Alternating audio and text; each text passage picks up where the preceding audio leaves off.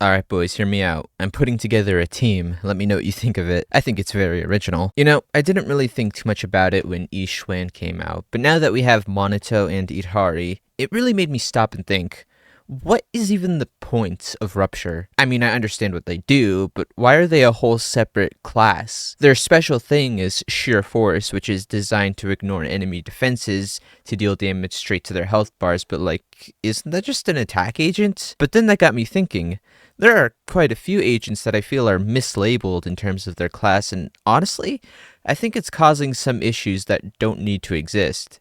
In all honesty, do agents even need to be fitted into a certain classification? After examining the Rupture agents and discovering they're just attack agents, I took a look at some of the other agents and made some weird discoveries. Jufufu is a fire stun agent from Yunquei Summit, but to be honest, she could just as easily be fitted into the support role with agents like Astra Yao and Lucia. She's called a stun, but she has a much lower impact rating compared to others in her class. Sure, you can make it higher with W engines or disk drives that increase impact, but it'll still be lower than everyone else's because her core skill doesn't increase impact when leveling it up, and the part of her core skill that does increase impact is almost unnoticeable because she's an aftershock and only occasionally appears off-field. You will build it up faster than agents who are not stunned, but you could also use Caesar, who's a defense with a higher impact rating than her. It's clear her purpose is to boost her crit damage over stunning enemies, which is almost non-existent now. With miasma shields being introduced to the game, enemy stun bars skyrocket after breaking their shields, so stuns aren't even needed as much as they were pre-miasma. Which makes sense as to why Fufu doesn't have a high stun, because it wouldn't really be needed when she was released, but at that point why not just call her a support, because that's the reason everyone uses her. Lighter is in a similar situation. To be fair, he actually has a respectable amount of impact, but one of his best features is the fire and ice damage boost.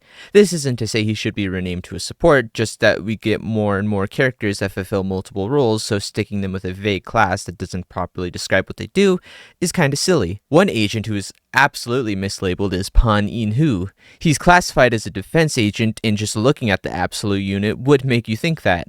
However, Inhoo does not do a single thing that is remotely defensive. With most defense agents, they usually excel at applying different types of shields. Seth has one that also boosts anomalies, Caesar's has her busted S shield that increases hyper armor, and I think damage as well. Ben probably does something, but I've used agents I don't own more than I've used him. Inhoo, though, doesn't do anything like that. His sole purpose for existing is to boost Sheer Force, a stat only 3 agents have, and is also a damage boost and has nothing to do with defense. If he boosted health, for example, which Sheer Force scales with, you could make an argument for him being defensive, but that would make just too much sense. He boosts Sheer Force directly and does not do much else. His ultimate does heal, but so does Astra's, and she ain't a defense agent. His only other main thing is a pseudo aftershock where he briefly attacks after quick swapping, but once again, what the hell does that have to do with defense? If agents were only mislabeled and the problem could be fixed by simply changing their class, then things wouldn't be an issue.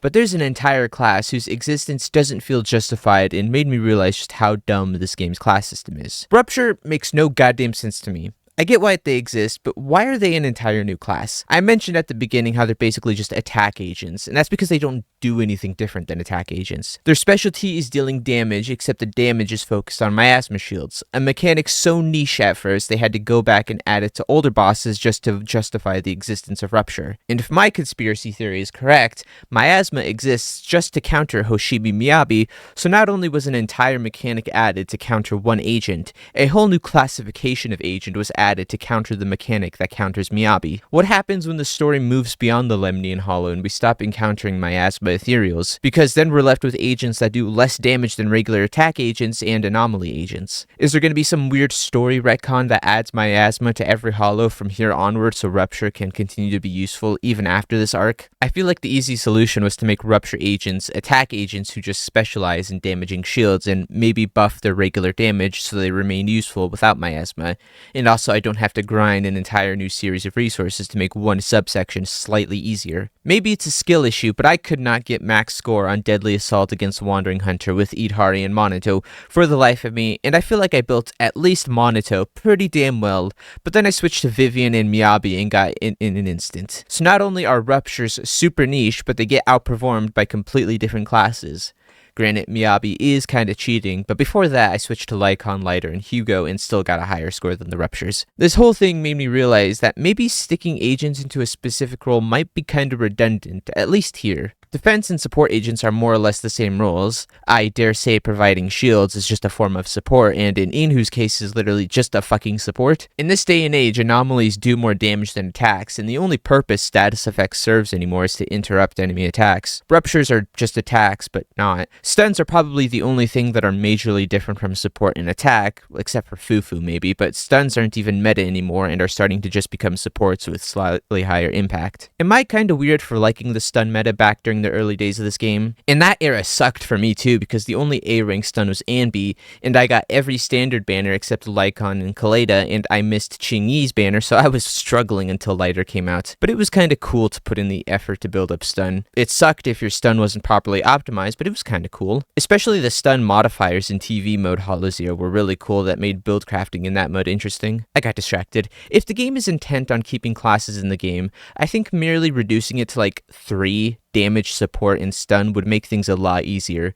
The only major downside as to why it would never happen is because it would significantly reduce the grind of this game, and that would be bad because it would reduce how much time people spend on this game, and that's bad for the devs and also people who like the grind, I guess. Anyway, I'm bored and got nothing else to say. This was a random thought I had recently and just wanted to say it somewhere, because my friends have like lives and shit and don't spend it playing gacha games, so this is my primary outlet to talk about my gambling addictions. Anyway, if you have big PP, you should like and subscribe, and also let me know who is your favorite Sleepy Joe between the two.